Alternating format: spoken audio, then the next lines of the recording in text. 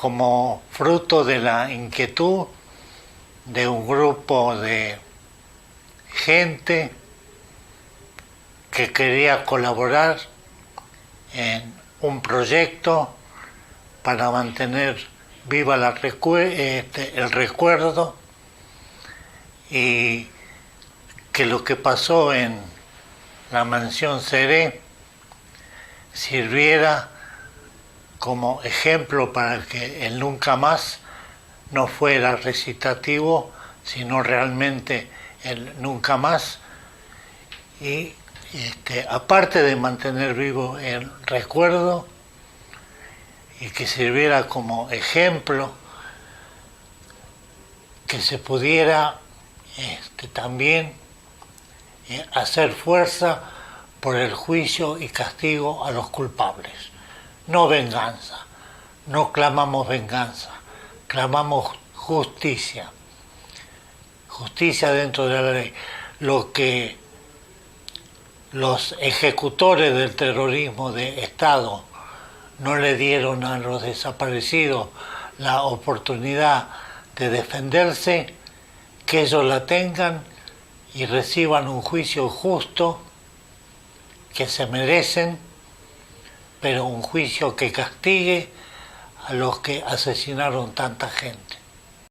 Por eso me parece muy bien todo lo que se haga en recuerdo de nuestros queridos desaparecidos, en recuerdo también de lo que fueron capaces nuestros militares, el más cobarde y horrible de las muertes, el ningunearlo a una persona. Está desaparecido. Bueno, la casa, que es una de las construcciones principales, que es la que está sujeta al proyecto de excavación arqueológica, tenía 2 plantas. Era una antigua casa de fines del siglo XIX, de un estilo arquitectónico bien definido, y de esas casas de techos altos, ventanas altas. Sabemos que además había tenido construcciones más modernas, adjuntadas a la estructura más vieja, y que algunas de esas construcciones más modernas servían precisamente de cuarto de tortura. Que había una cocina, pero que en realidad parte de la comida de los que estaban cautivos era traída desde la 7ª Brigada Aérea. Esto lo sabemos porque se acercó una persona que fue cocinero en ese tiempo de la 7ª Brigada Aérea y que nos dijo que quería dar testimonio de lo que sabía. Él contó que le pedían las raciones y que cada día le decían, bueno, mándame 7 o mándame 8, mándame 8 y una leche, por ejemplo, lo cual era muy llamativo porque hacía pensar que había algún bebé. Y eso es todo lo que él nos contó. A partir de eso suponemos que había unas raciones que venían de afuera, que venían de la 7ª Brigada, que las traían además en una camioneta o en un coche, y además había una cocina donde se haría comida seguramente para los oficiales que estaban en la casa. En el 75 todavía esta casa estaba en manos del Instituto de Previsión Social de la Municipalidad de la Ciudad de Buenos Aires. En el 76 el intendente va a ser Cacciatore, y Cacciatore, que era intendente de la dictadura, le cede esta propiedad a la 7ª Brigada Aérea para casino de oficiales, y en definitiva queda como centro clandestino de detención a partir del año 76. Empieza a cumplir estas tareas o a cumplir esta función hasta el año 78, hasta el 24 de marzo del 78, cuando se escapan 4 muchachos, y a partir de esa fuga, 7 días después la casa es dinamitada y quemada. Se muda todo el personal que estaba acá y se mudan los detenidos desaparecidos a otras sedes. Quedan a disposición del PEN como saldo favorable de esto, y entonces se decide la destrucción de la parte del edificio, y la destrucción en ese tiempo es parcial, se destruye sobre todo el techo y los entrepisos, y queda una gran cantidad de escombros desparramados y el casco de la casa vacío, y la gente del barrio empezó a transitar a través del jardín. Los alambrados pronto se vencieron y entonces la gente atravesaba el jardín para ir de un lugar a otro, porque el predio es grande y a veces era dificultoso pegar toda la vuelta para ir de un lado al otro del predio. Así que mucha gente empezó a circular a través del terreno como si fuera un baldío cualquiera. Otros no sabían cuál había sido la función. El polideportivo, a mí me hubiera preferido que eso hubiera quedado cuidado, preservado, la mansión, haberla preservado como un lugar de la época del horror, pero haberla a lo mejor restaurado, manteniendo lo que era histórico, y sí haber hecho a lo mejor un lugar para poder llevar a los chicos de la escuela, haber preservado eso, no haberlo destruido totalmente. Lo que sucedió es que estuvo esto mucho tiempo como un baldío, y cuando se empieza nuevamente el gobierno democrático, por lo menos formalmente democrático, en el año 85 se firma un comodato para hacer un polideportivo. Entonces el intendente García Silva, intendente de Morón, del gobierno de Raúl Alfonsín, decide destruir las estructuras que estaban en pie. Pasa una topadora, y esta es una gran destrucción que no deja más que lo que hoy está en pie, que es el portón de entrada y el tanque de agua cilíndrico, que son 2 de las estructuras que corresponden a la época de la casa. Un lugar que fue el teatro de la antesala del infierno, por no decir directamente el infierno, que sea un lugar de vida, de memoria, donde la gente tenga hoy ocasión de corroborar las cosas que han escuchado a través de los años y que les parecían dudosas. El Estado alemán ha mantenido los campos de concentración, todos los campos de concentración. Todos los campos de concentración en Alemania son museos actualmente. Y hasta hace poco, porque han ido muriendo todos ya, pero hasta hace poco los integrantes, los que habían sido prisioneros, realmente estaban empleados, los que querían hacerlo, para explicar cómo era el método. Las escuelas tienen obligación, los colegios secundarios y las universidades tienen obligación una vez por año de visitar el campo de concentración más cercano a esas ciudades. Es decir, que hay una conciencia absolutamente desde la juventud de lo que fue eso, para que realmente entonces sí, la palabra nunca más tenga valor. Bueno, acá no se hizo eso, recién ahora, 30 años después, se están haciendo cosas de ese tipo. Si en otros países del mundo han guardado la casa de Ana Frank o los campos de concentración de Auschwitz y de todos los lugares donde los nazis cometieron este gran crimen, ¿por qué acá nosotros tenemos que destruir todas las evidencias, ¿no? Donde estaba el Garayo Olimpo, bueno, todos los lugares donde, para que además las nuevas generaciones supieran la historia y vieran los lugares, porque es bueno tener memoria y es bueno saber por qué seguimos reclamando justicia y por qué la cárcel para todos. Nosotros no queremos que los torturen a los genocidas, pero queremos que vayan a la cárcel. Desde niños, desde adolescentes, nuestra juventud, nuestros jóvenes tienen que ir sabiendo lo que ocurrió en la Argentina para que esto nunca más ocurra. Para que los uniformes nunca más avasallen a la democracia. Por eso es importante hacer memoria, conservar la memoria. Es importante recordar lo que sucedió, es importante explicar lo que sucedió a las generaciones nuevas. Y al mismo tiempo es importante también hacerlo en función de un proyecto de vida, es decir, no simplemente por recordar o no simplemente por levantar una reivindicación punitiva o una reivindicación de venganza, sino en función de utilizar la memoria de los hechos simplemente para gestar, elaborar un programa, un plan de vida mejor. Y eso se ve aquí, se siente aquí en este lugar, ¿no? Que junto a la casa, al museo donde se intenta transmitir a las nuevas generaciones lo que sucedió, hay también alternativas de opciones, oportunidades para manifestar la alegría, la vida, ¿no? Como es este lugar, como es los campos de deporte, como son. Bueno, hay diversas formas como se hicieron los genocidios, pero la muerte argentina, que es la desaparición de personas, es tal vez el más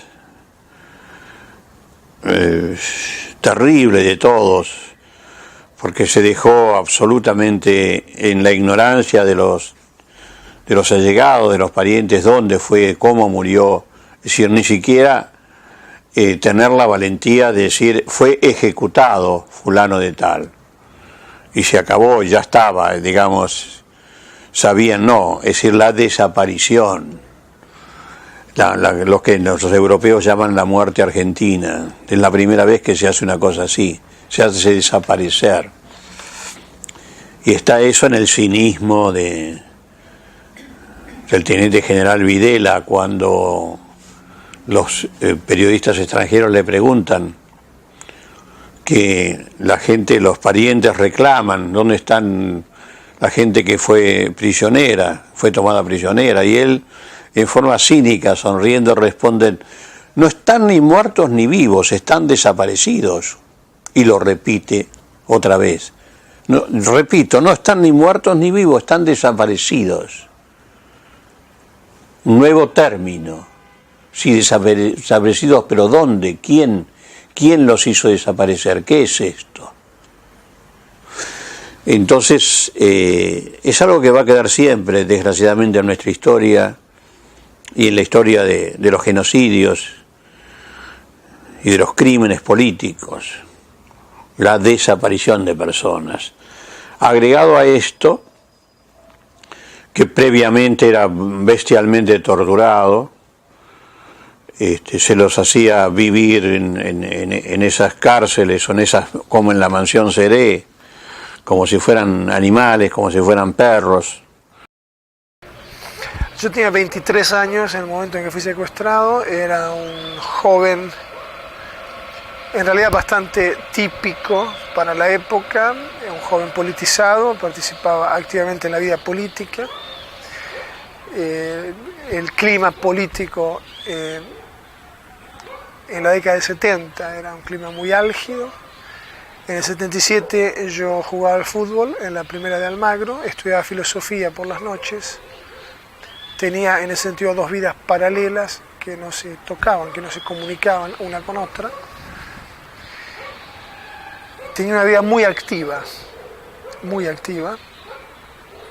prácticamente no paraba en casa, y en medio de esas actividades, en medio de mi carrera futbolística, de mis estudios, de mi interés por la política, caigo secuestrado. El 23 de noviembre del 77 soy soy secuestrado por un grupo de operaciones de la Fuerza Aérea y conducido a la que se denominaba Atila en la jerga de los secuestradores, que era la mansión Serena. El 21 de octubre del 77, en la madrugada, a las 3 de la mañana aproximadamente,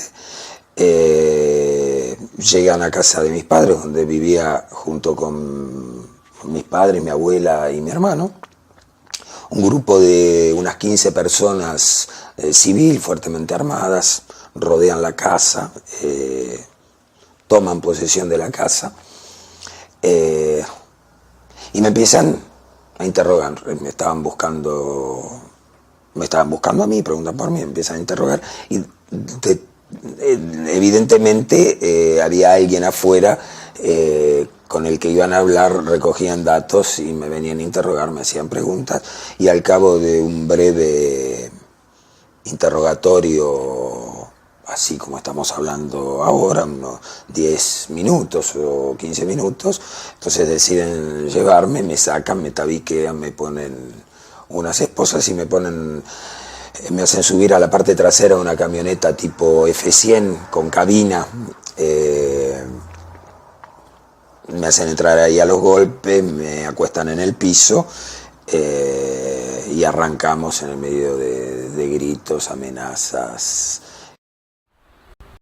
Tiraron al piso de la camioneta, me pusieron una venda, o sea, me tabicaron. Yo noté que cruzamos un paso a nivel inmediatamente al salir ya de casa. Entonces tenía que ser, por supuesto, el paso a nivel de Ciudadela Norte, donde yo vivía, hacia Rivadavia, hacia Ciudadela Sur. Seguimos andando, cruzamos otro paso a nivel, que supuse que era el paso a nivel en Aedo, para venir para esta zona. El tiempo de viaje fue aproximadamente, calculé, 20-25 minutos, el tiempo que puede tomar llegar de Ciudadela hasta esta zona. Al principio trato de seguir la trayectoria, ver para dónde doblamos, una a la izquierda, a la derecha. Al cabo de un momento me pierdo, pero en un determinado momento cruzamos la vía del tren del Sarmiento, dan vueltas por el otro lado y volvemos a cruzar la vía del ferrocarril. O sea, me di cuenta que estaban dando vueltas para que me pierda, para que no pueda seguir. Lo que también me di cuenta que estábamos del mismo lado de la vía de donde habíamos salido y que seguíamos por la zona oeste de capital, de provincia. Yo me di cuenta que estaba secuestrado en este lugar, o en las inmediaciones de este lugar, en esta zona, por diversos datos que fuimos recogiendo en el cuarto, diversas observaciones que fuimos haciendo en el cuarto durante el transcurso de la semana, ¿no? Yo estuve secuestrado 120 días, 4 meses exactamente. Por ejemplo, nosotros escuchábamos el traqueteo de un tren 14 veces, o sea, el tren delantero y el tren trasero, son 2 traqueteos, por decirlo así, por cada vagón, lo escuchábamos 14 veces. Era un tren eléctrico, evidentemente, y tenía que ser el ferrocarril Sarmiento, porque en la época tenía 7 vagones, y era el único electrificado de 7 vagones. Escuchábamos este ruido que se escucha de una vía muy transitada, que tenía que ser Rivadavia, pues estaba cerca de la vía. Escuchábamos el ruido de los autos más nítidamente, más cerca que el del traqueteo de los trenes, lo cual nos indicaba que estábamos en la zona sur, Rivadavia más cerca de nosotros, es decir, con Rivadavia entre la vía y el lugar en donde estábamos. A mí me levantaron de Ciudadela, yo vivía en Ciudadela. Guillermo Fernández, que ya estaba en la casa secuestrado 2 meses antes que yo, vivía en Morón, Fuimos compañeros de pieza los últimos 3 meses de mi cautiverio. Al mes fui pasado a la pieza de los veteranos. Había demorado en llegar aquí, a él lo habían traído aquí en unos 15 minutos de la zona de Morón, es decir, más o menos todos estos datos combinados en su conjunto indicaban, bueno, más o menos en las afueras de Castelar, Ituzaingó, lado sur, cerca de la vía, se escuchaba el tren. O sea, nosotros establecimos el lugar en donde estábamos aproximadamente con un margen de error de no más de 500 metros. Nosotros sabíamos exactamente en dónde estábamos, casi. Durante el trayecto me digo que si en algún momento, si bajando piso Pasto, dije, bueno, pues me fusilan, como a tantos otros y tantas historias que ya había escuchado, y efectivamente cuando bajo de la camioneta piso Pasto dije, bueno, se acabó. Y me dicen, bueno, vení para acá, me llevan a los golpes y me hacen entrar en la mansión Cere. Y fue ahí que me dije, uy, la que me espera, ¿no? Dije, creo que en ese momento hubiese preferido que tiren, porque dije, bueno, ahora sí que viene la parte fea de todo este asunto, y bueno, no me equivoqué, ¿no? Y yo recuerdo que sentí, escuché el follaje de los árboles moverse, escuché estos sonidos que, digamos, escucho ahora, pájaros, un sonido sonidos de un lugar abierto, con follaje de un lugar verde. Caí sobre pasto cuando me bajaron del coche. Entendí que estaba en un lugar, si no despoblado, por lo menos descampado, que no era un edificio, no era una construcción, por tanto no era una dependencia oficial. Tuve miedo, eso me dio miedo, comprobar que había sido conducido a un sitio en la periferia de la ciudad, descampado. Y a partir de ahí me meten a los empujones en la casa, en la que fue en la mansión Cere. Y recuerdo haber sentido el contacto, haber percibido por abajo de la venda, al caminar, tal vez pisos de madera, una escalera de madera, tuve la sensación de entrar en un ambiente, en una casa antigua, y ya después sí me meten en el cuarto de la tortura, ¿no? Pero sí, teníamos una noción bastante clara del lugar en el que estábamos, aparte por las distintas informaciones que los guardias, sin saberlo, te iban dando, digamos. Vos les hablabas, les contabas tu vida a los guardias, y ellos a cambio te contaban parte de la suya, ¿no? Así fue como me enteré que uno de ellos se llamaba Hernández, así me enteré que salían la mayoría de ellos, o bueno, en todo caso los que han hablado conmigo, que salían de la escuela de suboficiales de la Fuerza Aérea,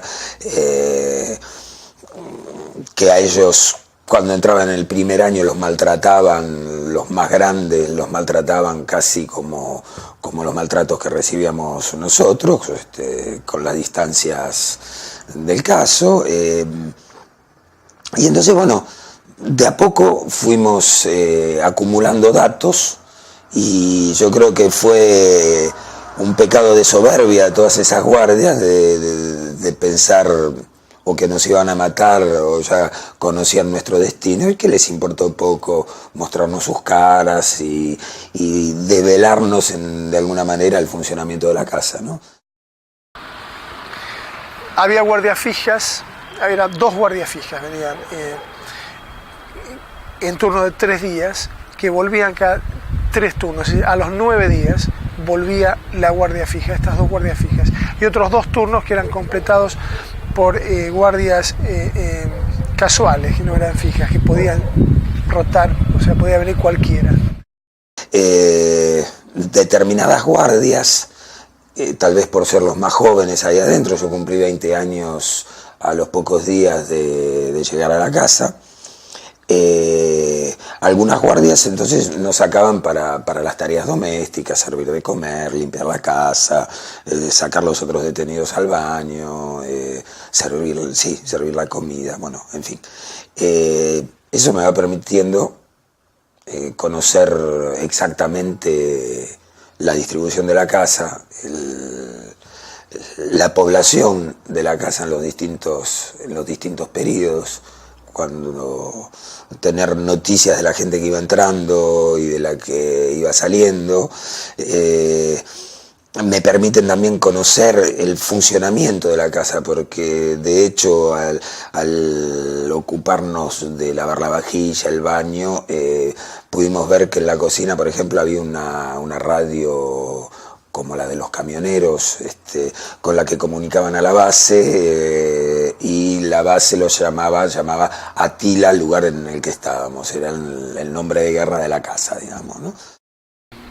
No sabíamos qué fuerza era al llegar aquí, pero hubo un incidente que fue, digamos, protagonizado por uno de los compañeros que estaba en el cuarto de los veteranos, que no ha vuelto a ser visto con vida desde la época.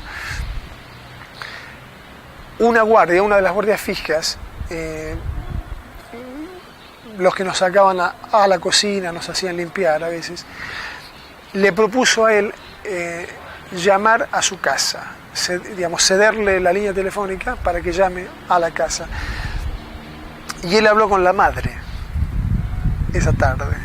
Y en el momento de estar en la cocina, nos contó él después, al volver al cuarto, escuchó la radio, que en la radio llamaban, decían, aquí llamando de la base Palomar Morón, Atila, conteste, ¿no? Y de esa forma nosotros pudimos conocer qué fuerza nos tenía secuestrados, además de algunas infidencias de ciertos guardias.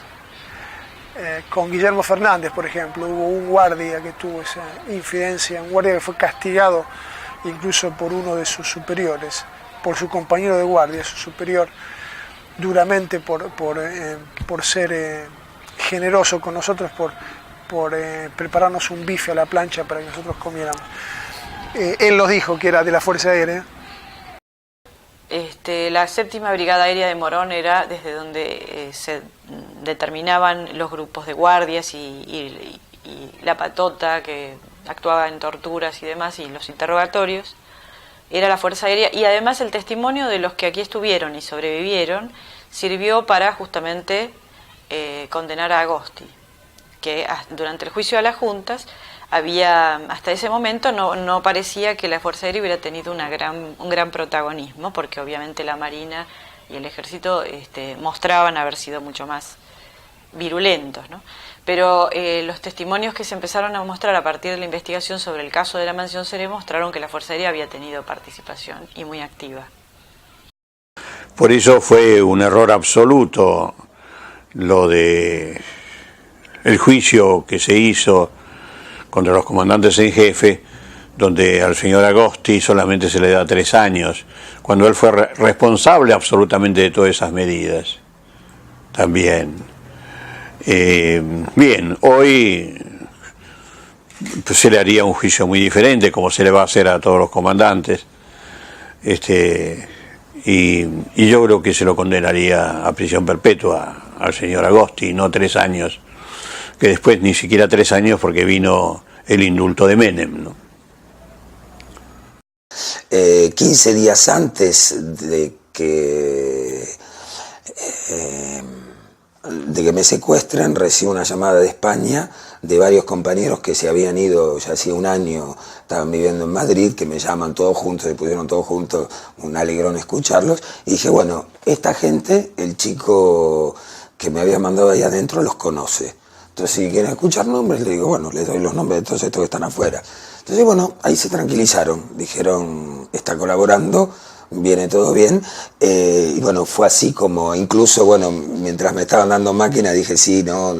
Recuerdo que para el aniversario de la muerte de un abuelo mío, delante de su tumba le prometí que no iba a volver a militar, que esto se iba a acabar, les doy fechas, bueno, voy armando algo y alimentando datos para todas las cosas, y había que darle datos, como cuando te organizas una buena mentira, para que te crean, hay que mentir bien, ¿no? Y bueno, creo que si algo me faltaba para aprender a mentir, ahí adentro terminé de aprenderlo, ¿no?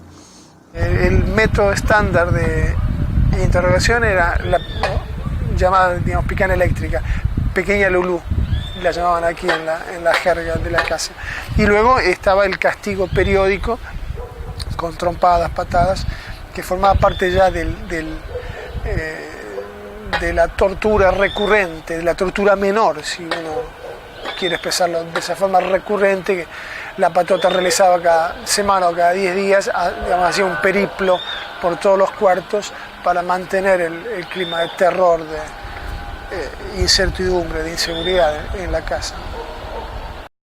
La patota era el grupo operativo, tenía un jefe llamado Huguito, que debía ser un oficial joven, un tipo de cultura que había hecho estudios sin ninguna duda, manejaba datos, tenía una conversación de un universitario, digamos. El resto de la patota, pues había un poco de todo. Cantidad de los miembros de la patota, uno los podría asociar hoy con los barra bravas, tanto por el humor como por la manera de proceder en el momento de pegar o de intervenir. Eran ellos los que se encargaban de los interrogatorios, de las torturas, de ir a buscar a la gente y de llevarlas de la casa, sea para liberarlas o para matarlos.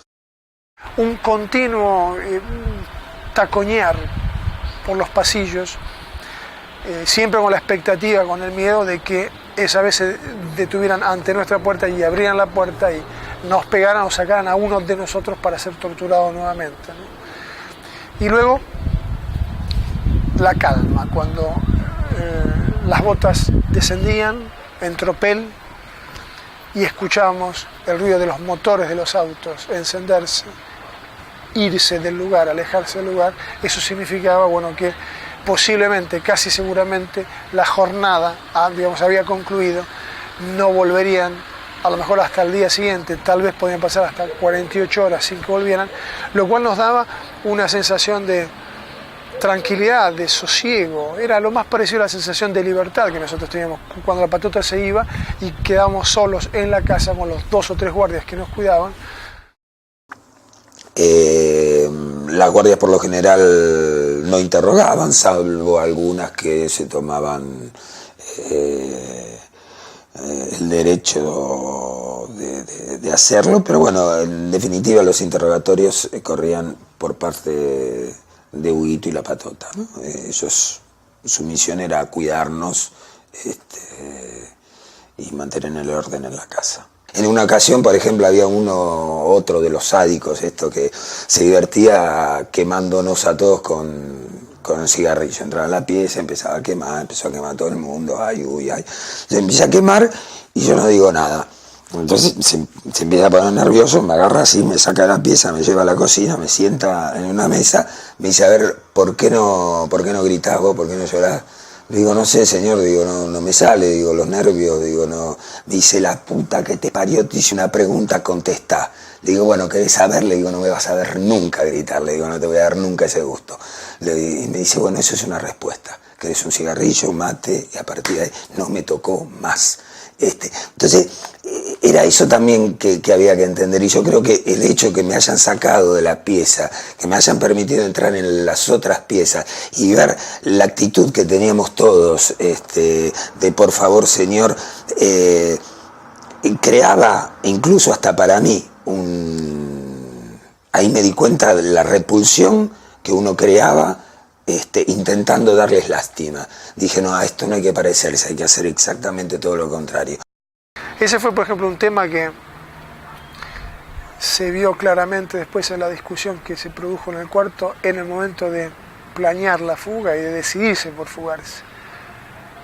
Guillermo Fernández y yo teníamos la sensación de que de aquí no salíamos y que teníamos que tratar de irnos por la propia, mientras que yo creo que los otros dos compañeros que se opusieron a la fuga deben haber sentido, justamente, deben haber tenido más fresco en sus impresiones este cuadro de la calma, de que al fin y al cabo cuando la patota se iba se podía soportar seguir esperando a ver qué pasaba, a ver si éramos, digamos, liberados, ¿no?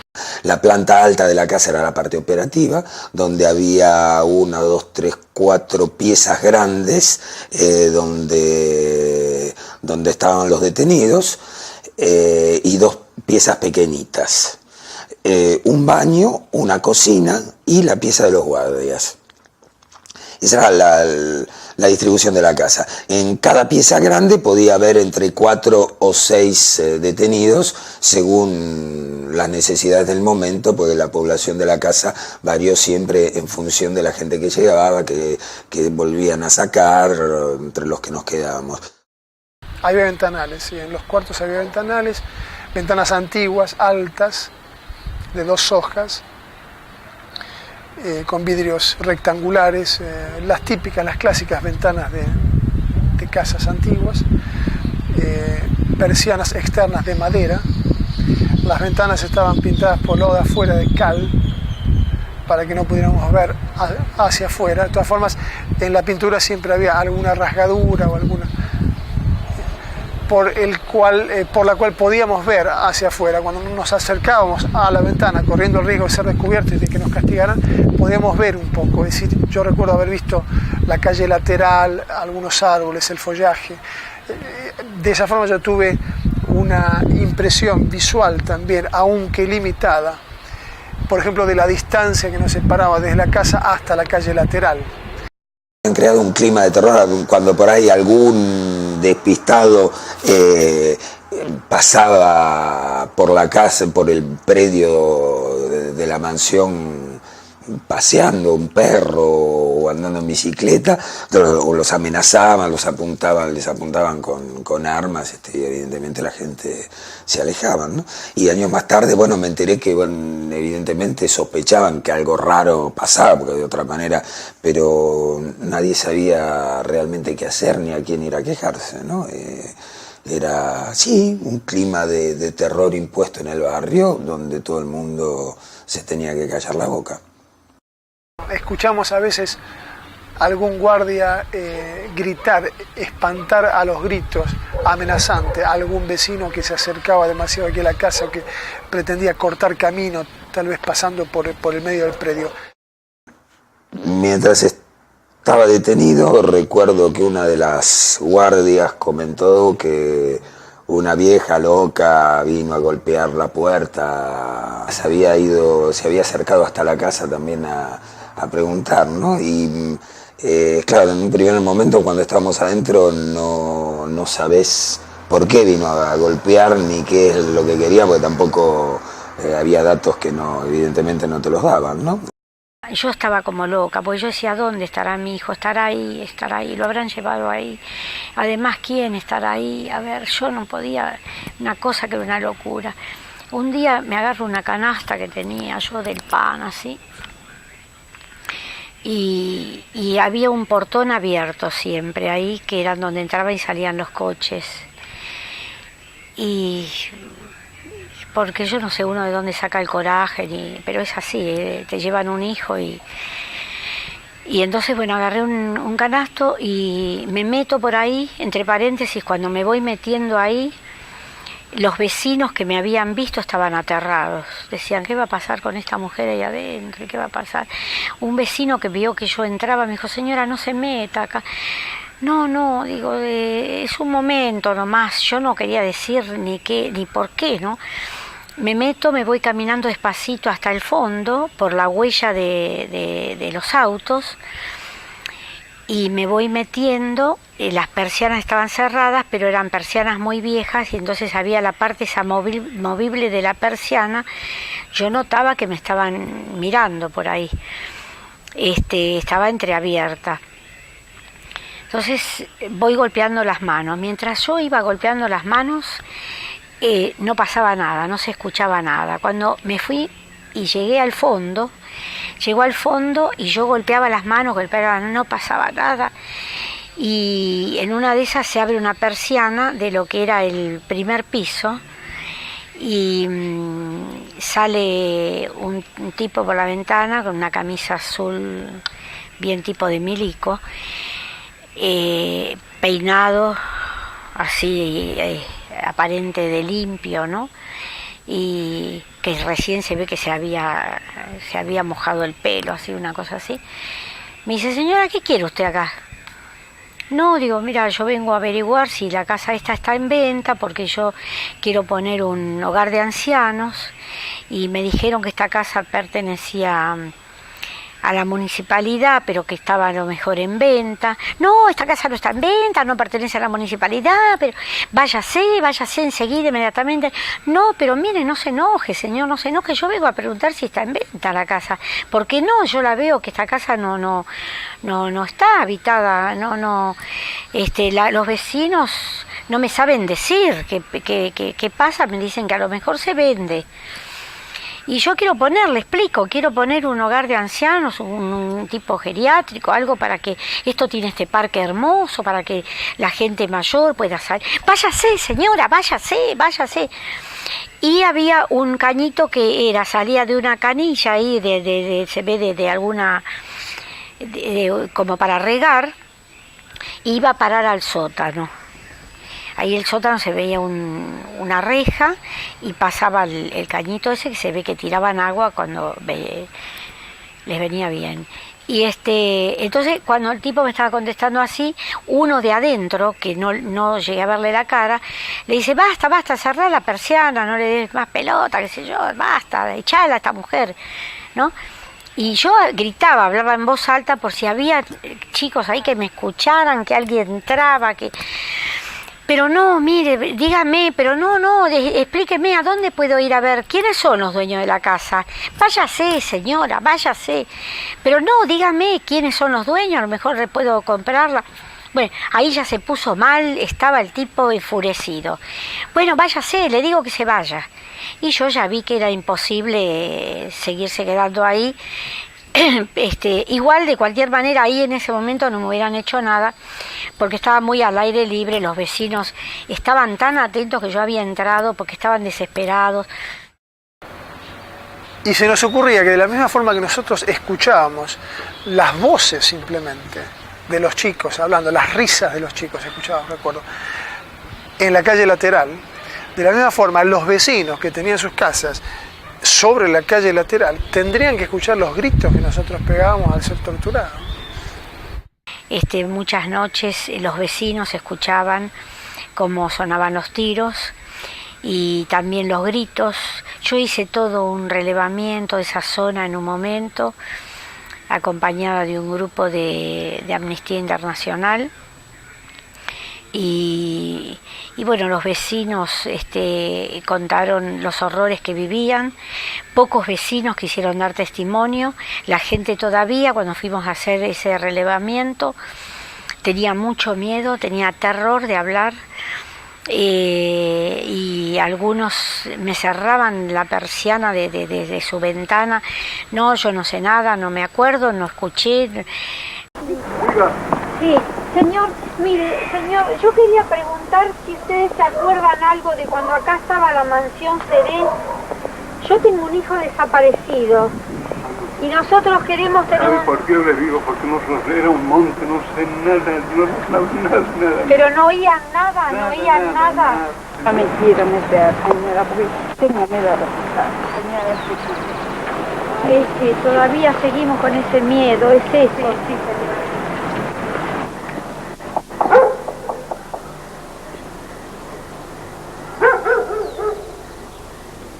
Ahora está todo hermoso, es divino lo que se ve.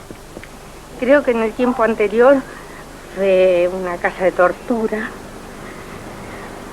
¿Qué escuchaban los vecinos? No sé lo que habría aquí. No sé cuántos muertos están ahí o no. Porque nunca se sabe la verdad. es que nuestros militares se sintieron dueños de la vida y de la muerte. Sabían que nadie, imponiendo el terrorismo de Estado, nadie les iba a discutir ese derecho. Les importaba nada que se supiera o no se supiera. Por supuesto se escondía en lo que se podía, pero si alguien hablaba por allí se decía que no, que estaba mintiendo, o se lo hacía desaparecer también. Es decir, por eso nunca hubo testigos, es decir, de todo eso. Y por eso el heroísmo de las madres de Plaza de Mayo. Fueron ellas realmente las que hicieron posible después la investigación, la que hicieron posible la intervención extranjera de Naciones Unidas, de los organismos de derechos humanos.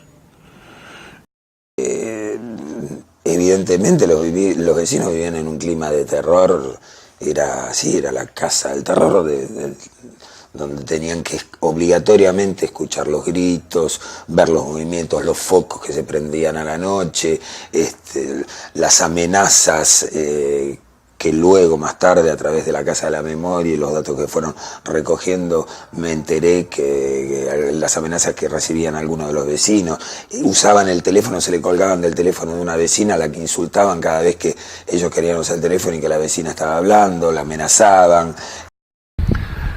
Esa es otra categoría de, digamos, vecinos, los que sabían, es decir, los que no apoyando activamente, tal vez como el que cedía su línea telefónica, sabían, pero no podían hacer nada, o no se atrevían o no querían hacer nada, o no sabían qué hacer simplemente.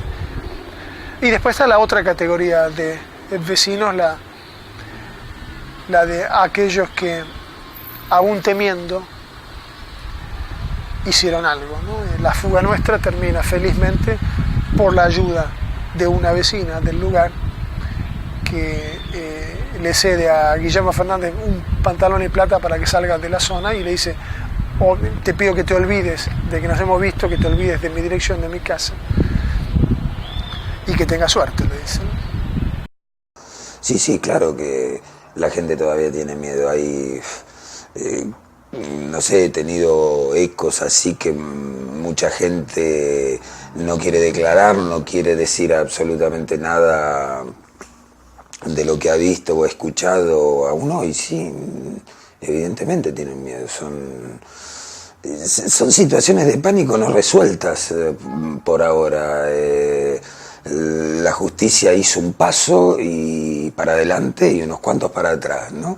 Y bueno, la impunidad tiene su precio. El precio es el miedo de la gente, creo, ¿no? La gente no se siente protegida como para salir a decir hoy, a contar los hechos de barbarie de los que fueron testigos. ¿Quién les puede asegurar que esa gente que aún hoy está en libertad dando vueltas por ahí, un buen día no decidan tomar represalias? Está claro. Sí, claro que tienen miedo, sí. Yo creo que en ese sentido el juicio a las juntas ha cumplido también el objetivo de develar el misterio, es decir, acabar con las especulaciones acerca de lo que pasaba aquí. Se ha podido saber más o menos a ciencia cierta lo que sucedió aquí en la casa, lo cual contribuye a desmitificar un poco la historia y el sitio, ¿no? A partir de que nuestra situación se complica, a partir de que uno de los secuestrados, comprobamos luego, empieza a trabajar en nuestro cuarto para la patota, ¿no? Además de que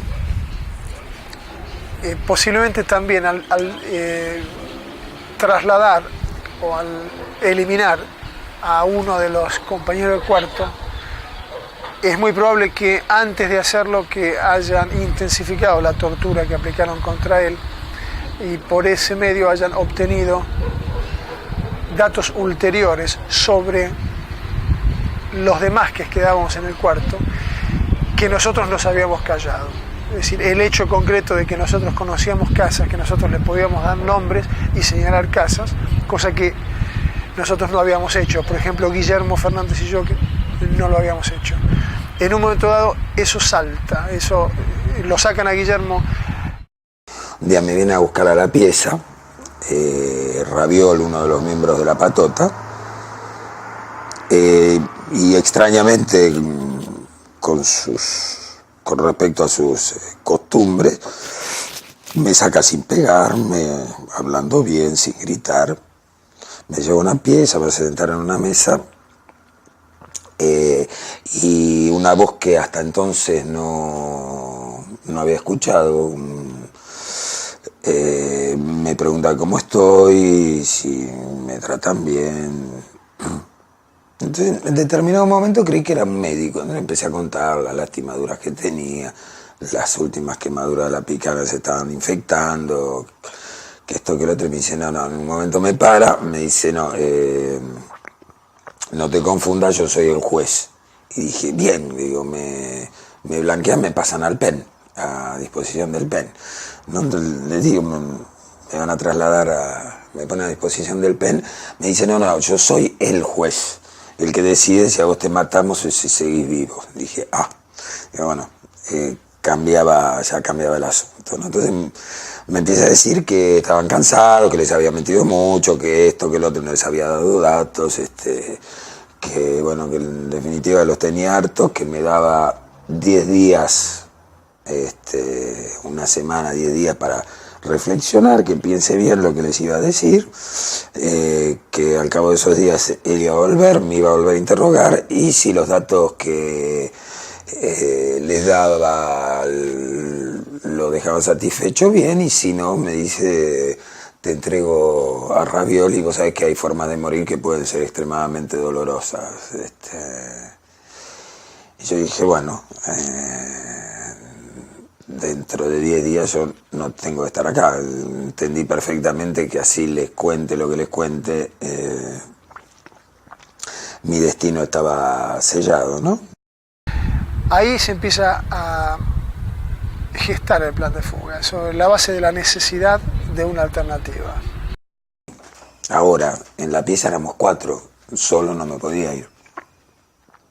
Había que convencer a los demás. Entonces lo voy a ver a Tamburrini, me acerco de Tamburrini en la pieza, le cuento mi charla con el juez, le digo, mira, yo estoy jugado. Y Tamburrini, con su locura y su paranoia, me dice, viste, yo te decía que lo van a matar a todos. Le digo, bueno, hoy estoy convencido. Me dice, me voy con vos. Dicen, nos vamos. Le digo, bueno, no nos vamos, pero hay que convencer a los dos otros. Y ya era como más difícil, ¿no? Entonces les cuento a los otros 2 que me habían dicho que nos iban a matar a todos. En definitiva, alargo mi caso para todos. Les digo que estábamos todos condenados, que era una cuestión de días, que había que irse, que sí, que no. Bueno, empiezan unas discusiones de nunca acabar, hasta que, bueno, mal que mal vamos forzando la mano, vamos teniendo más elementos que ellos para convencerlos de que sí, que evidentemente nos quedaba poco tiempo ahí adentro, y empezamos a pensar un primer plan de fuga. A los pocos días volvía la guardia de los chicos estos que escuchaban música, con la cual yo tenía una relación fácil, vamos a decir. Y entonces, bueno, eran 3 los que venían.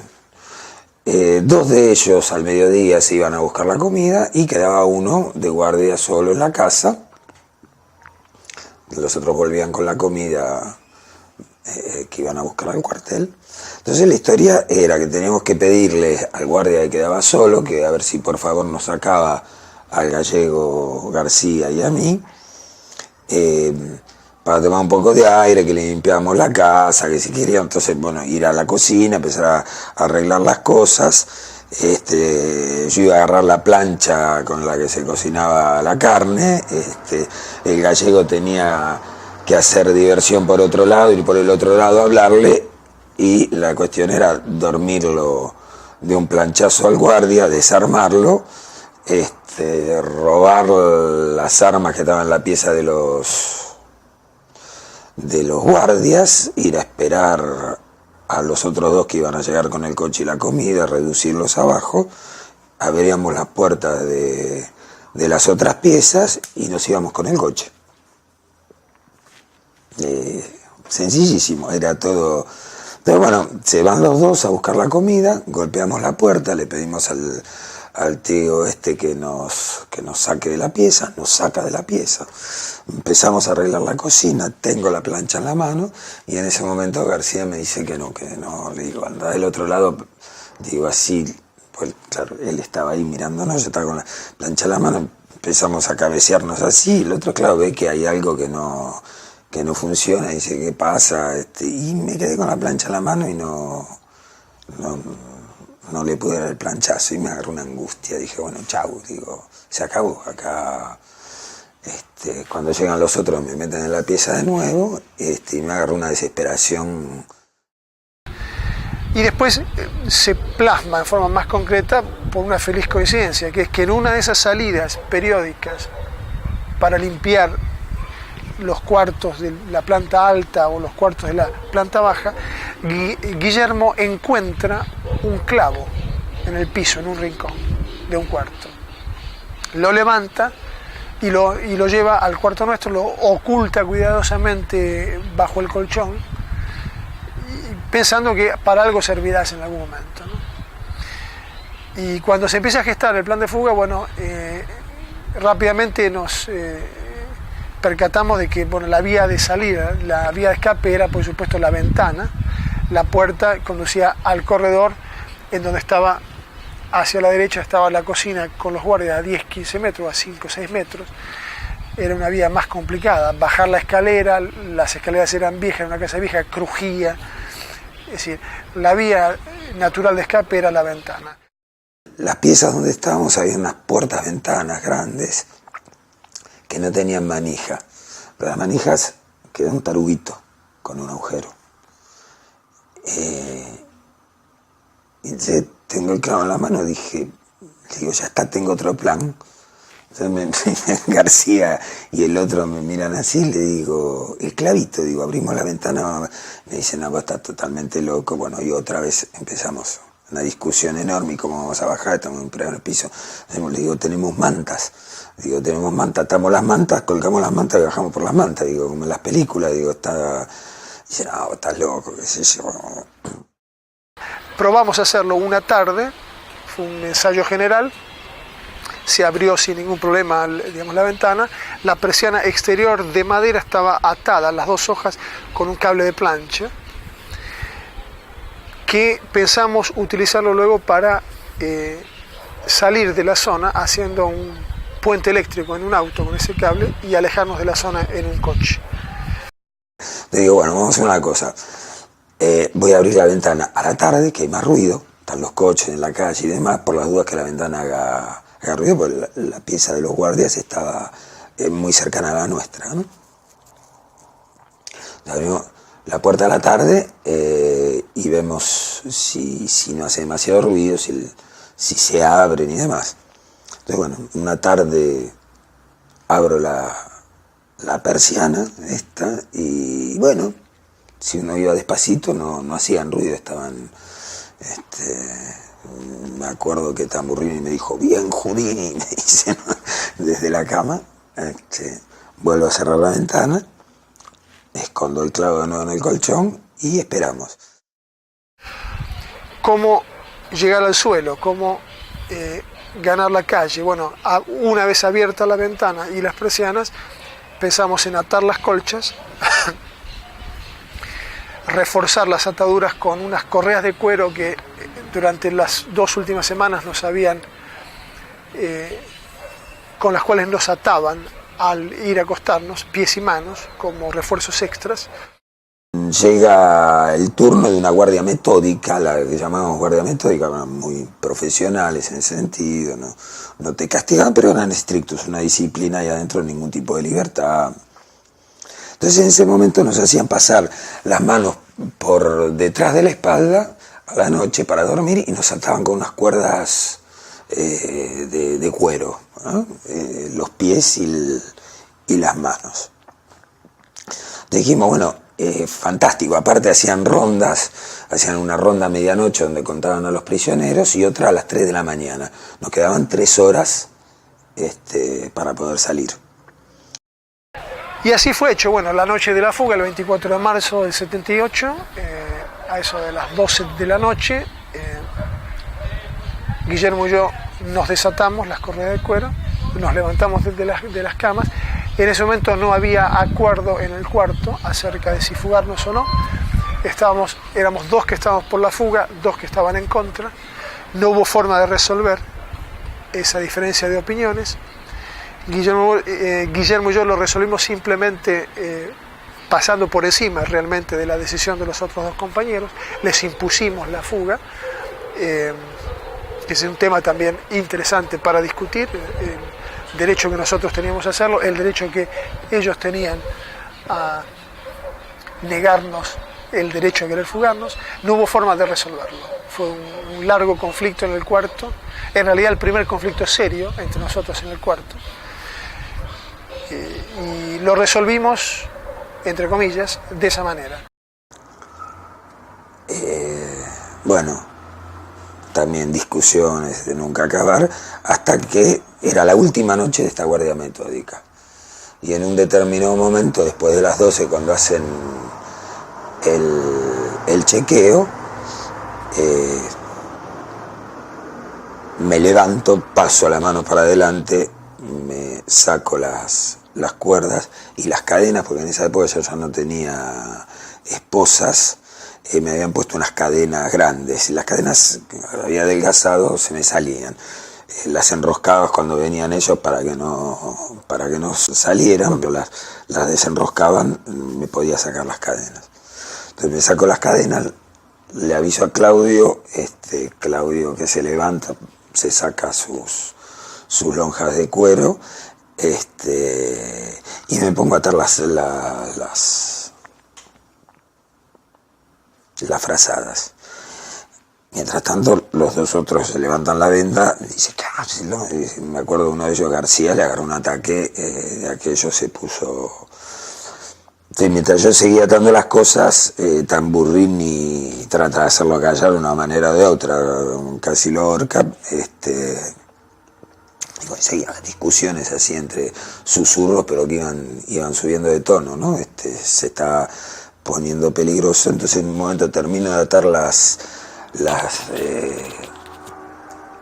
frazadas y abro la ventana. Y desde el momento que abrí la ventana, como que hubo un parate así, nadie dijo más nada, se quedaron mirando la ventana, claro, pero detrás de la ventana había una persiana de hierro que estaba atada con alambre de arriba hasta abajo, cosa que yo no había visto a la tarde en que abrí la persiana, ¿no? la ventana.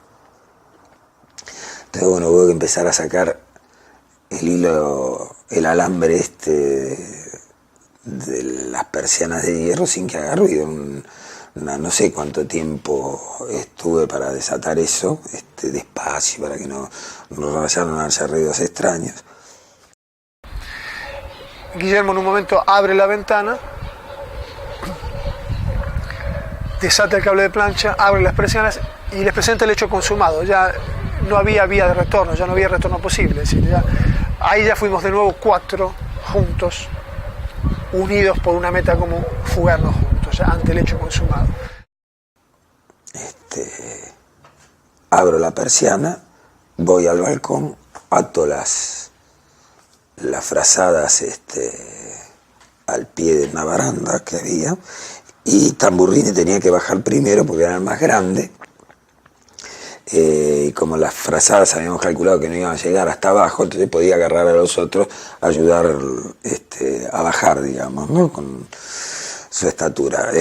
Russomano no esperó, salió, disparó primero, bajó el primero, cayó. Y aparte, yo estaba convencido que abajo estaban los perros, porque había perros atorrantes a los que le daban de comer. Bueno, que estaban o no estaban, pero cada vez que había alguna cosita abajo ladraban. Yo estaba convencido que los perros iban a ladrar, pero dije, bueno, es mejor eso que esperar que vuelvan a interrogarme y demás, ¿no? Ese día los perros no estaban.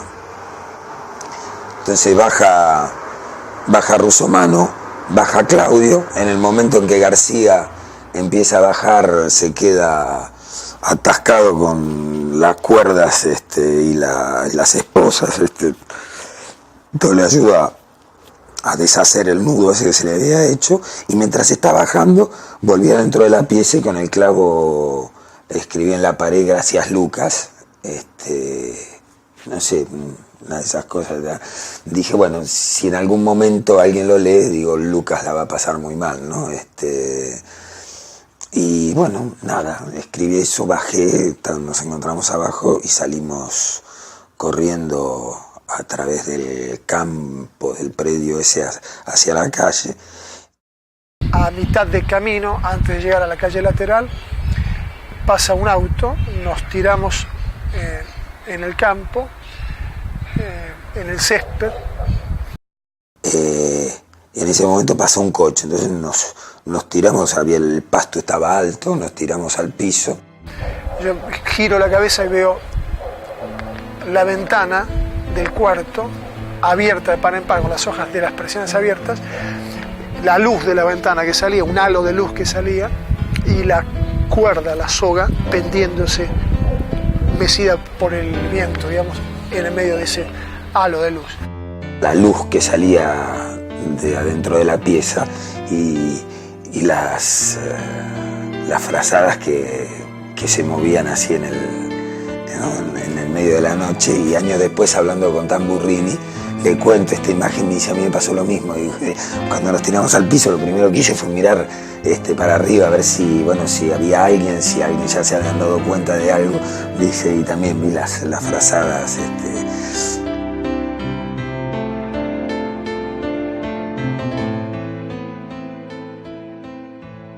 El coche pasa, nos levantamos, salimos corriendo en dirección contraria a Rivadavia y a la vía.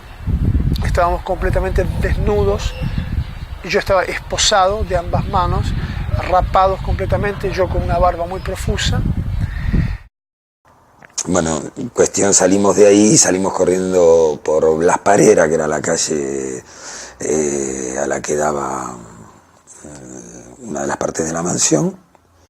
Corrimos, nos metimos en un fondo de una casa para tratar de ganar un poco de tiempo, tratar de ordenar las ideas y ver de qué forma se podía continuar. Russomano tenía nociones de mecánica, podía hacer un puente con el cable que nos habíamos llevado. Yo tenía como tabique una camisa, dije, bueno, pongo la camisa, ustedes se tiran abajo, roban el coche, salgo manejando en pelota, pero con la camisita, digo, arriba del coche no pasa nada. No conseguimos hacer arrancar ningún coche con el cable de plancha, fue más difícil de lo que creíamos. Bueno, pero estábamos tan débiles que quisimos robar varios coches, rebotábamos contra los vidrios, imposible romper un vidrio, no sé, hicimos 4 o 5 tentativas de robo. Tuvimos que salir corriendo porque nos gritaron de la casa, o sea, de adentro, creyendo que éramos ladrones, simples ladrones de auto. En el último coche, bueno, decidimos separarnos. Dijimos, bueno, hasta aquí llegamos, hay que tocar timbre en alguna casa, que cada uno haga la suya. Entonces nos metimos en los fondos de una casa para tratar de ordenar las ideas un poquito. Había una soga tendida con ropa secándose. Sacamos 2 o 3 camisas para por lo menos seguir corriendo con una camisa puesta, aunque más no fuera. Y ahí fue cuando hubo que cambiar. A esta altura ya habíamos corrido por la zona 1 hora y media, una cosa así. Y ahí sí fue que hubo que cambiar el plan de fuga, la segunda fase del plan de fuga. 2 de los compañeros que se fugaron se meten en un garage, en una obra en construcción. Yo me meto en un jardín de la casa de enfrente, escondiéndome bajo la ligustrina, y Guillermo, que estaba en el garage con nosotros, sale, lo veo salir desde mi posición enfrente, en el jardín de enfrente, lo veo salir y toca a la puerta o el timbre en la casa vecina. Bueno, yo abro la puerta que daba al garaje de la cocina nuestra y pregunté quién es, y entonces me dice una voz: señora, dice, por favor, dice, mire, me robaron, vine a acompañar a mi novia a la estación y me robaron, me han dejado sin nada. Le digo, ¿qué quería? Dice, mire, por favor, llame a este número. Cuando me contestan a través de una ventana en esa casa, les digo que había acompañado a mi novia, que me habían robado, que me agarró una patota, digo, miren cómo me dejaron, estoy desnudo y demás, digo, por favor llamen a la casa de mis padres. Mis padres se habían ido por primera vez desde que me habían secuestrado de fin de semana a la costa, y no estaban. Me dice, no contesta nadie, dice, ¿no quiere que llame a la policía? Le digo, no señora, digo, estoy sin documento, digo, hasta que sepan quién soy me voy a pasar la noche en la comisaría, digo, prefiero irme así. Me dice, bueno, entonces mientras tanto me dio un pantalón y algo de dinero. Mientras él hablaba, yo miraba, me pareció que pasaba otra persona así de costado, pero no presté más atención, me pareció y listo. Le digo, ¿y qué? Bueno, me repitió el número, media dormida, como 3-4 veces. Entonces lo localizamos de 222, ¿no? Vamos a ver, qué sé yo, el número ni me lo acuerdo más. 40, 50 y así. Dígamelo así, dígamelo 3-4 veces. Vamos, mi hija se había levantado, llama, no contesta. Tuvimos un rato llamando, nada. Entonces me vuelvo y le digo, mira muchacho, no contestan. Dice, insista señora, insista por favor. Volvemos, ya no se había levantado, fue hasta donde teníamos el teléfono y nada. Entonces yo llamé, le digo, bueno mira, vamos a cortar por los años. Agarré un pantalón de mi marido que lo usaba para pintar, no era nada moderno ni perfecto. Y unas monedas, de un monedero agarré unas cuantas monedas, no me acuerdo si era $1 y pico o algo así. Y fuimos de la ventana, como te digo, levantamos un poquito, hay un sofá grande así largo ahí abajo, levantamos y abrió la ventana y yo le grité, muchacho, y él cruzó, que enfrente, ahora está todo edificado, enfrente había un terreno baldío, y él cruzó de ahí, ¿no? Así cruzó. Entonces le digo, mira, no contestan. Le digo, toma. Y le pasé así el pantalón y las monedas. Gracias, señora, me dijo. Y lo vimos que se va para allá. Entonces, ¿cómo? Pero al instante viene de vuelta y va para el lado de Rivadavia. Bueno, pasó. Nos fuimos a tomar un café o un té y eso, y después vuelta a dormir otra vez. Le agradezco a la señora, voy a la obra en construcción, le digo a los dos otros, cuando tengo un tío que vive en Castelar, voy a buscar el coche de mi tío, los vengo a buscar. Y después no sabía para dónde ir, porque habíamos dado tantas vueltas, estaba totalmente perdido en el barrio ese, que aparte era el barrio donde vivían todos los suboficiales de la base de Morón, era un barrio militar donde estábamos. Toqué timbre en una de las pocas casas donde no había militares. Ese también otro toque de suerte, ¿no? Y fueron muchos, en realidad fueron muchas circunstancias. Yo llamé, a los pocos días llamé a ese número, a los 2 o 3 días que lo tenía, me atendió una señora y le dije que había llamado, digo, su hijo, le digo, que estaba detenido o algo, le digo, ¿cómo es su hijo? Porque era bajito, no era muy alto. Y entonces dice, ay señora, hace tanto que no lo veo que ya no me acuerdo. Claro, no me podía dar data, no sabía quién era yo, era justo. Y bueno, yo le dije, mire, no sé si era porque era Viernes Santo, el cumpleaños de mi hijo, por qué, digo, yo lo ayudé. Ni le di mi nombre, ni mi número, ni nada.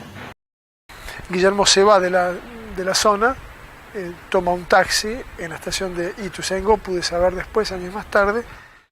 Entonces, bueno, salgo, en un momento pasa el tren, dije, bueno, Rivadavia está para allá, me fui corriendo a Rivadavia, llegué a la plaza de Ituzaingó, donde tomo un taxi.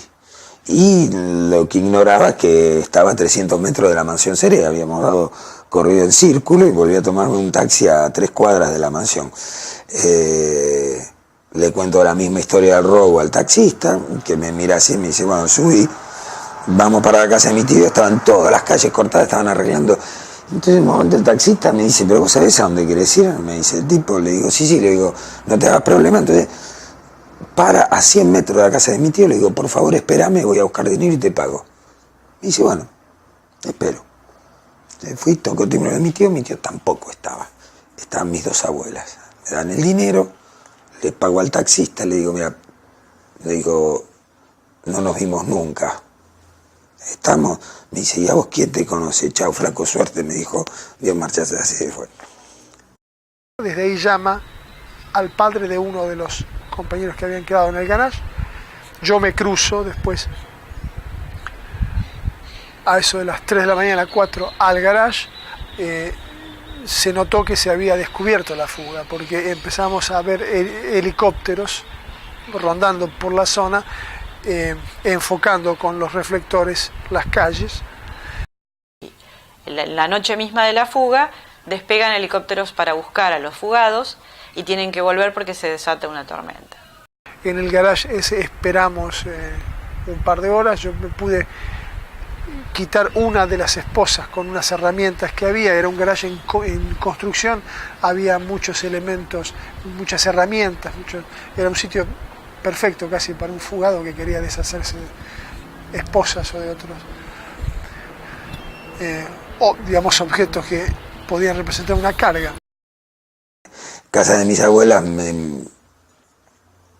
me afeito, me cambio, llamo por teléfono al padre del gallego, le digo, mire, lo quisiera buscar a su hijo, no puedo, vaya a tal lugar, no me pregunte cómo ni cuándo, apúrese, si quiere ver a su hijo, está en tal calle, le digo, vaya a buscarlo. Bueno, con el tiempo después me enteré que fue a buscarlo. Y ya cuando había amanecido, eso de las 6 serían, supongo, escuchamos un auto recular hacia la puerta del garage. Uno de los compañeros que estaba conmigo en el garage dice en voz alta, casi gritando, papá, papá, ese es mi papá, es la voz de mi papá. Se abre la puerta, el padre entra y le dice, hijo, ¿en dónde has estado? Era el padre que había llegado después que Guillermo lo llamara. Ahí nos subimos al auto y salimos rápidamente de la zona, ¿no? Eso ni lo oímos, que vino el padre ni nada, porque era más allá de mi casa, era en el garage. Y bueno, el padre entró así, dio marcha atrás, subió el auto y lo subió. Subieron ellos, ya para esto Claudio había cruzado y bueno, y lo llevó. Esto de la fuga demuestra que el ser humano no resigna, nunca resigna, y va a tratar de salvar su vida, por mismo odio al terror, por mismo odio a la injusticia, el haber sido torturados y todo lo demás, les enseñó que tenían que jugarse, y se jugaron. Es maravilloso la fuga. Demuestra lo que se llama el coraje civil de la gente. Sabían que en cualquier momento los terminaban a tiros, o si de nuevo lo tomaban prisioneros, los iban a torturar hasta matarlos. Y sin embargo, es decir, el ansia de la libertad. Esto es hermoso. A partir de allí, 7 días después, en torno a 7 días después, a una semana después, la casa es destruida. Toda la gente que estaba aquí es transferida a otros centros. Me dicen que hay algunos testimonios que dicen que a la comisaría de Aedo, por ejemplo. Al día siguiente, que todavía no sabíamos cómo se había terminado el drama ese, ¿no?, de la fuga, y bueno, y nos enteramos que habían prendido fuego, nadie se podía acercar ahí. Bueno, todas esa historia de terror, ¿no? Por mucho tiempo nadie se pudo acercar a la casona. Y a partir de ahí salí Sí, me fui a casa de un amigo de mi padre que me sacó a Capital Federal, donde fui a casa de unos amigos, estuve unos 15 días dando vueltas por Buenos Aires hasta que encontré a alguien que me hizo un documento falso. Con él me fui a Uruguay y bueno, a partir de ahí quedé 4 meses en Uruguay y de ahí me fui para Brasil, donde pedí el asilo político. Y 10 años después me enteré que en el momento en que yo estaba en Montevideo, en Uruguay estuve en Nueva Helvecia, en el momento en que yo estaba tomando el avión en Montevideo para Río de Janeiro, para Sao Paulo, caía el ejército uruguayo a la casa donde yo estaba en Nueva Helvecia, que me venían a buscar. Al mismo tiempo, fueron 2 horas después que me fui de esa casa. Y eso lo supe 10 años después. Llego a casa de un amigo, este amigo contacta a sus amigos conocidos y yo paso a vivir luego durante casi 3 meses en casa de conocidos, sin salir a la calle. Yo estuve sin salir después a la calle 3 meses más, porque no quería, porque no me atrevía a salir a la calle. Recién salgo a la calle cuando la Argentina entra en las fases finales de la Copa del Mundo, cuando la gente empieza a salir a festejar de forma más masiva, la semifinal, por ejemplo. Ahí recién yo me animo a tirarme a la calle, salir junto con cubierto, digamos, por la masa de gente. Y después yo me quedo en el país, me quedo en Buenos Aires durante 1 año más, hasta mayo del 79. Cambié de domicilio, por supuesto, no jugué más al fútbol, era una actividad pública el fútbol. Volví a la facultad, di 2 materias libres en diciembre, no cursé, pero sino di 2 materias libres. Y en un momento dado, a principios de 79, intento sacar el documento único, lo consigo a través de un contacto que había averiguado que no tenía prontuario, pero el documento único es retenido en el distrito militar, diciendo que lo tenía que ir a buscar yo personalmente. Y ahí me decidí, ahí digamos, en realidad no sé lo que me hizo quedarme 1 año más. Fue una época, yo estaba muy confundido en el periodo de tiempo ese después de la fuga. Bueno, no sé, llegué a Brasil y me pareció haber llegado al paraíso terrenal, era todo volver a vivir de una manera exuberante, era, ¿no? En Brasil me dieron el asilo político desde París, desde Francia. Me fui a Francia, donde estoy viviendo desde fines del 78. Bueno, llegando a Francia conocí a un grupo de argentinos que estaba viviendo allí. Uno de ellos hacía teatro, hacía títeres en la calle y había empezado a hacer títeres dentro del metro. Empezamos a hacer títeres dentro del metro, de una forma de sobrevivir, de ganar dinero, y aparte funcionaba, era maravilloso. Encontré cantidad de gente, entre otros Cortázar. Bueno, no sé, un día Cortázar lo encontramos en un acto de Nicaragua, también recuerdo, por Nicaragua, nos vino a felicitar y demás. Y bueno, todo lo que empezó como una forma de sobrevivir y ganar el pan, terminó siendo una profesión. Seguía haciendo títeres, seguía haciendo teatro, y bueno, hasta el día de hoy es mi profesión. Yo a veces converso con gente que se vio conmigo durante ese año y me dicen que yo estaba realmente perseguido, me sentía perseguido, aparte con buena razón. Estaba muy exaltado, muy nervioso, y por alguna razón me quedé 1 año y 2 meses más después de la fuga. Sin embargo, en mayo del 79 salgo del país por Brasil, me presento ante las Naciones Unidas, obtengo la condición de refugiado y después llego a Suecia en agosto del 79.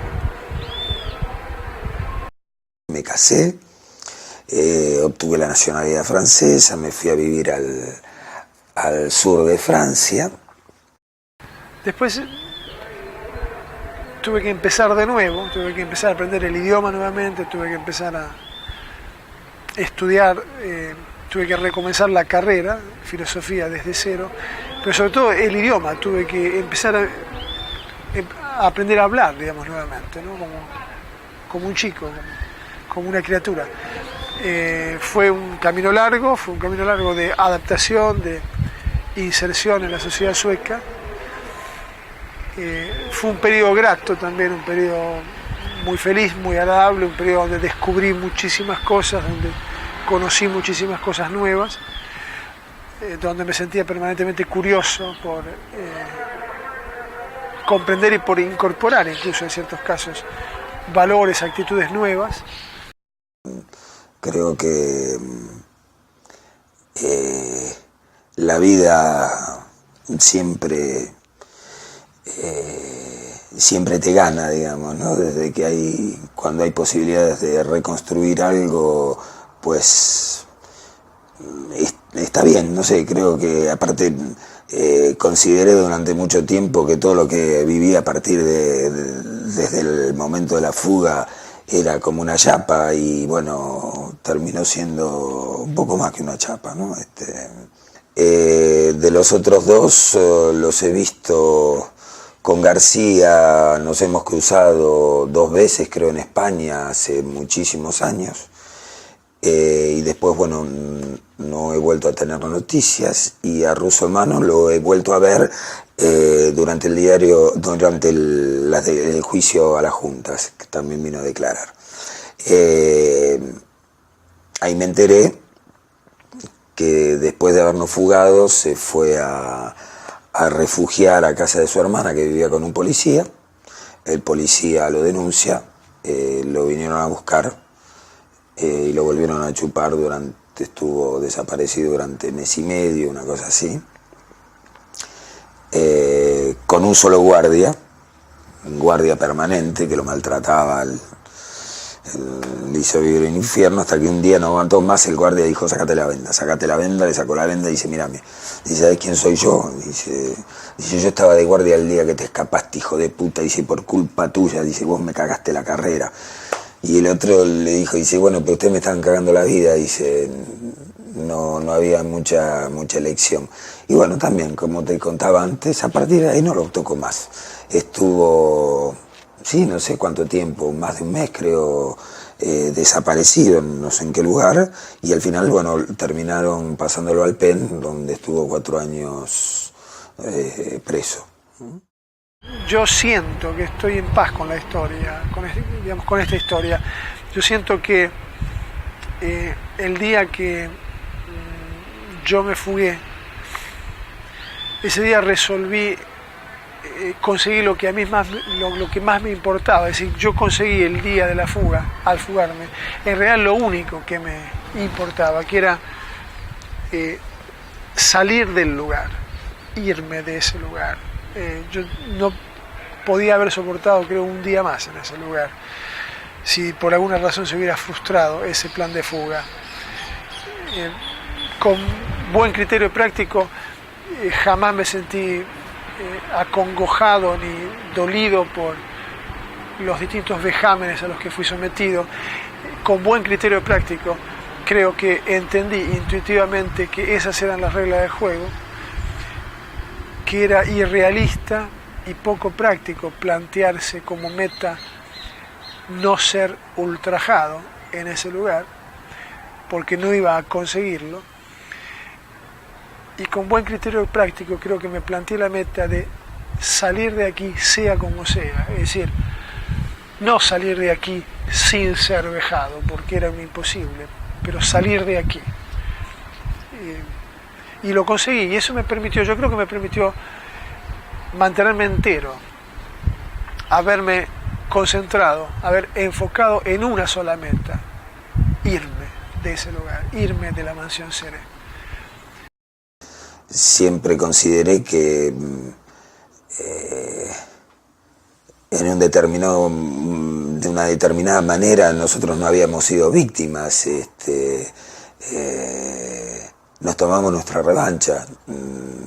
El 24 de marzo no solamente es el aniversario de un periodo nefasto para la Argentina, es mi segundo cumpleaños y fue también el día en que la Fuerza Aérea Argentina se asustó de 4 chicos que golpeados y desnudos corrían por el Gran Buenos Aires, al punto que, bueno, cerraron la casa, la dinamitaron, blanquearon a todos los presos que estaban allá adentro. Y creo que en eso jugó mucho también el hecho que estábamos cerca del Mundial, los periodistas extranjeros ya estaban aquí y tuvieron miedo que seguramente que nos contactáramos con los periodistas y que se hiciera una publicidad que no estaban en condiciones de asumir, digamos.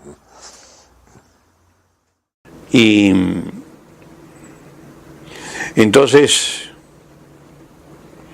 es toda una cuestión de revisar la historia con el fin de que nunca más ocurran el régimen de la desaparición de personas.